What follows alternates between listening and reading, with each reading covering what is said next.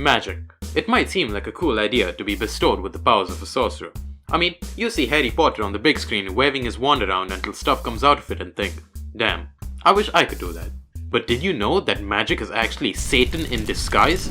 Or at least that's what people thought back in the good old days of the 15 and 1600s. Yup, your little card trick might get you some friends at a party or maybe even a hot date. But if you do the same thing in medieval England, the only thing that's going to be hot are your charred bones after they burn you alive at stake. During that time, people being witches was seen as a super serious issue, and witch trials were at an all-time high. These trials weren't exactly the fairest thing out there. I mean, they were barely legal even by their standards, but they still managed to spread through medieval Europe, resulting in the deaths of thousands of people for apparently being witches. So without further ado, let's talk about the witch trials of medieval Europe. But first we gotta set the scene. Now you know when there's any weird shit going on in medieval Europe, there's usually only one thing to blame. That's right, it's Christianity, specifically the Catholic and Protestant churches. A bunch of priests at the time believed that A. the devil was possessing people and giving them powers, aka witches, and B. that this was a definitely real actual problem in society that had to be dealt with immediately.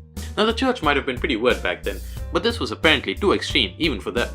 And at first, and rightfully so, they were like, are you okay? The demons, they're taking control. But these guys were persistent. They kept spreading the word wherever they could, and once the printing press was invented, they wrote books about this new danger that everyone was supposed to look out for. Bit by bit, the word spread, until even the church themselves were convinced that witches were the biggest threat to Christianity. Which, to be fair, if Satan himself was possessing and controlling people, I'd expect the church to be at least a little concerned about it. And so began Europe's obsession with witch hunting. The first ever mass witch trial happened in the city of Valais in France in 1428. Hundreds of people were killed, and it just kept going from there. Bamberg, North Berwick, Salzburg, Salem. Apparently there were witches all over Europe, just doing nothing, apparently. I mean, you'd think the devil would have taken over the church by now if he's got this many people, but hey, I'm not gonna interrupt the fun. And boy, was it fun. Burning alive, hanging, you name the torture method, they have probably done it already. Some of these trials involved hundreds, if not thousands of people, all being accused and killed for being witches. Even the King of England at the time, James IV, got involved in all this when he suddenly started thinking that witches were trying to kill him. This caused him to set up an official royal team to hunt down witches. Now we're in the big leagues, boys, and the practice of witch trials spread all across Europe and even into the newly settled America between the 15 and 1600s. Clearly, this was a definitely real and very serious problem that needed to be taken care of immediately. But what exactly was a witch? I mean, sure, they were working for the literal embodiment of evil, but what were they doing among each other that was such a menace to society? Well, it was believed that witches worshipped the devil and used his powers to fuck with people in town. They'd insult religious symbols, fly through the air, turn into animals, murder children. Oh, did I mention that they'd kidnap, murder, and eat children? These medieval guys didn't sugarcoat their folklore, that's for sure. Now none of this was true, of course, I hope. But when half your kids are dying of a mysterious disease while the other half are starving to death, a child-eating witch doesn't seem so far-fetched. And worst of all, the witches were having sex. But not just any sex, they were having sex with Satan. Yeah, I don't know. People back then believed some weird stuff. But this was more than enough to convince everyone that witches were the end of society. Now at this point you might be wondering, if I was living in medieval times, how would I keep myself and my family safe from witches? Well, lucky for you, all you had to do was follow a simple rule. If they're being a bitch, you can call them a witch. And have them burned alive in public. Yup, if someone didn't like you back then, all they had to do was accuse you of speaking to the devil, and that's all the evidence the church needed to sentence you to a slow and painful death. Pretty much every alleged witch was only punished because of rumors and gossip that other people spread around, and the accuser didn't even have to witness the apparent witch stuff that they did. So to every medieval peasant out there watching, are you tired of your boring life? Stuck tending to your piss-poor crops in your piss-poor house, meanwhile your neighbor's out here growing the best potatoes you've ever seen? Do you just want to make him disappear, but can't afford a quality assassin? Well, all you gotta do is tell your local priest that those potatoes look a little too perfect, and they'll take care of it for you. Yup, I can smell the Satan on these ones. Dude, come on, I just used fertilizer, it's not that hard. Fertil what? Stop speaking in tongues, you fucking devil worshipper. Take him away, boys. It was legitimately that easy to get someone killed for being a witch. Just remember, kids, it's not murder if Jesus tells you to do it. Some other things that could make you a witch include having medical knowledge, being good at stuff that everyone else was bad at, having enemies, being a single woman, having no friends, basically living living makes you a witch. If you're alive, you're a witch. It's as simple as that. But sometimes it took a bit more effort to tell who's a witch and who's not. Luckily, the medieval guys came up with some handy methods to test whether someone's a witch or if they just have no friends and everyone hates them. One of the most infamous witch tests was one called the swimming test. Here's how this works. You take your alleged witch, take off all their clothes, tie them up, and yeet them into the nearest body of water. Since the witch was doing all this evil stuff and water was considered pure and holy, if the witch was actually a witch, the water would push them out and they'd float on top. Then they'd be taken out and burned at stake for being a witch. If the person was innocent, however, they'd just sink like a normal person. Due to the recent accusations against you, we're gonna have to test whether you're a witch or not. Drop her in, lads. Well, turns out she's completely innocent. I guess they don't call me the witch expert for no reason. But she's dead. You've killed her. Yeah, but she's not a witch anymore, so... problem solved.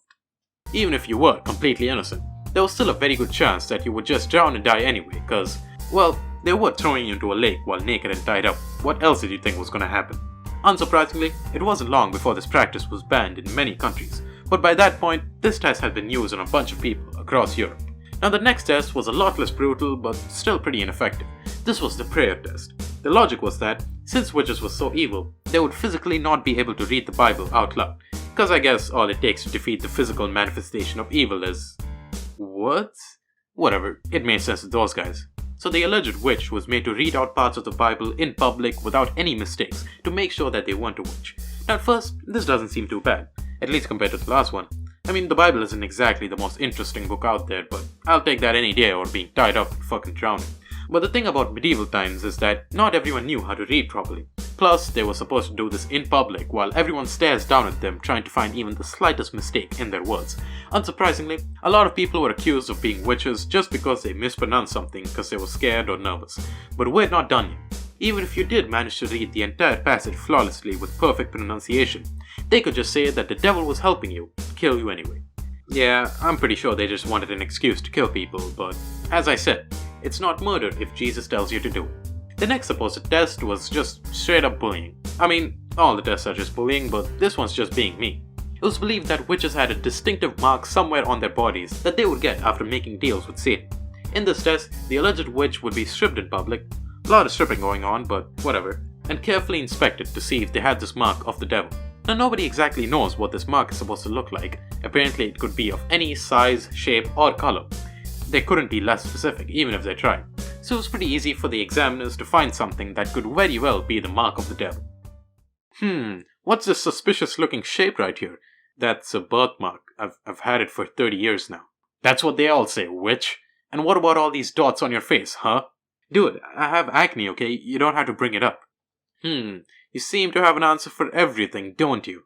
Aight, dude, you know what? I'm done with this. Just burn me alive already. Even better, I'll do it myself. See ya, losers.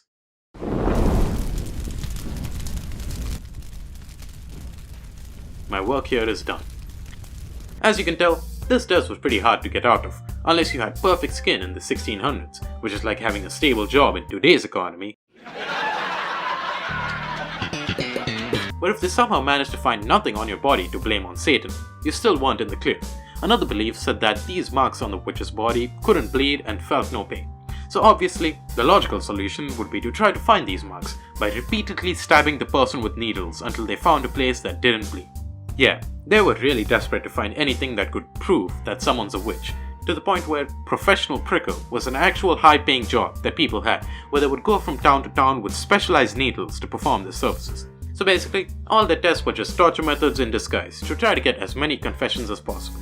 Speaking of torture methods, don't think these guys forgot about the traditional methods, of course. Flaying, thumbscrews, the rag, they busted them all out for this one. This was actually another reason why witch trials spread so far and affected so many people. Once a witch was deemed guilty, they'd be tortured for ages to make them give up the names of fellow witches who had been working with them. And when someone has you tied down and is tearing your fingernails out one by one, if they want names, you're gonna give them names. So one witch snitches on 3 others, who snitch on 10 more, who snitch on even more, and whoopsie daisy, you've murdered 900 people. It happens to the best of us. Now there's a lot of theories as to why witch hunts became so popular in the first place. Maybe they just hated women. I mean, the people back then weren't exactly champions of feminism, that's for sure. maybe they all just woke up one day and decided to kill people. Which also would not surprise me. At this point in time, Europe wasn't exactly in the best shape, financially speaking. Crops were failing, a lot of people were unemployed, people couldn't get married, it was a whole mess. So if somebody came along and told them that all their problems were because of spooky, scary witches, you bet your ass that they're gonna try their hardest to kill those witches. But witch trials also ended up happening in places where none of these problems existed. So, fuck, I guess that theory goes out the window. At the end of the day, we have absolutely no idea why all of Europe one day decided to start committing mass murder. These witch trials continued on into the 16th and 17th century, but as time went on, they were slowly falling out of fashion. There were always people who didn't believe in witchcraft, but as time went on, more and more people started going, well, all the witches are dead, and I'm still living in poverty. Guys, I think we might have fucked up here. More and more people also started to realize the brutal nature of witch trials, and over time, the practice slowly faded away in Europe. It did spread to America for a while with the whole Salem witch trials thing, but eventually it died down there too. Countries like the UK passed laws banning people from accusing each other of witchcraft, and as Europe became more and more successful, the number of witchcraft accusations plummeted. The last execution for being a witch happened in 1750, and then the practice faded out of existence. So yeah, there we have it, the story of Europe's medieval witch trials. It was pretty messed up in the middle, but at least we got a wholesome and happy ending. Except for the dead people, they're still pretty fucked. But anyway, that's how the witch trials of the 15 and 1600s went down. Like the video if you liked it, subscribe, hit the bell, leave a comment, and watch another video by clicking right here. I'll see you guys later.